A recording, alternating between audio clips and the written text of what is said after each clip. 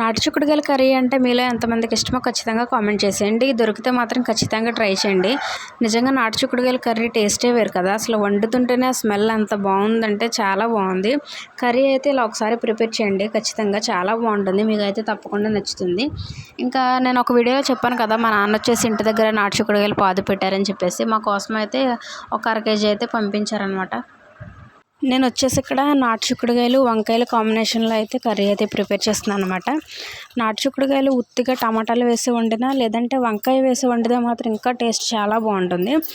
అలాగే మళ్ళీ ఇంకొకటి ఏంటంటే, చాలామంది చింతపండు పులుపు వేస్తారు కదా, కానీ అలా పోయకుండా పెద్ద సైజు టమాటాలు నేను ఇక్కడ వచ్చేసి 3 అయితే తీసుకున్నాను. అలా పెద్ద సైజు టమాటాలు అయితే తీసుకుని కర్రీ వండితే చాలా బాగుంటుంది. అలాగే పచ్చిమిరపకాయలు ఎక్కువ వేసి కారం లైట్గా సరిపడగా వేసుకుంటే అలా వండినా కూడా కర్రీ చాలా బాగుంటుంది అనమాట. ఖచ్చితంగా ఈ రెసిపీ అయితే ఒకసారి ట్రై చేయండి. నేను డీటెయిల్గా ఫుల్ వీడియో అయితే పెడతాను. ఈ వీడియో నచ్చితే లైక్ చేయండి, ఛానల్ సబ్స్క్రైబ్ చేసుకోవడం మర్చిపోవద్దు.